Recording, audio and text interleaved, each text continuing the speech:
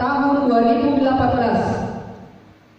Ketua Komisi Pemilihan Umum Kabupaten Jeneponto menimbang dan seterusnya tentang penetapan pasangan calon peserta pemilihan Bupati dan Wakil Bupati tahun 2018 memutuskan menetapkan keputusan Komisi Pemilihan Umum Kabupaten ditetapkan di Jeneponto pada tanggal 12 Februari 2018. Bukan calon Bupati Muhammad Kasmin MS SE, kedudukan calon Wakil Bupati, status memenuhi syarat.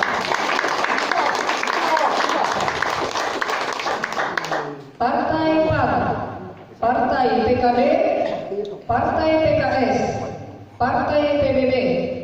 Nama Haji Muhammad Sarif SHMH, kedudukan calon Bupati. Andi Taufasni, kedudukan calon Wakil Bupati, status memenuhi syarat. Partai Golkar, Partai Gerindra, Partai P3, Partai Nasdem, Partai PDIP. Nama Dr. Andas Haji Iksan Iskandar MSI, kedudukan calon Bupati. Haji Paris Yasin SE, kedudukan calon Wakil Bupati, status memenuhi syarat. Calon perseorangan.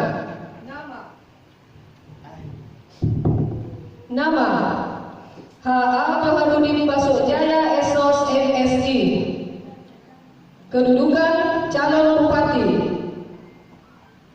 Haji Isnad Ibrahim SH, kedudukan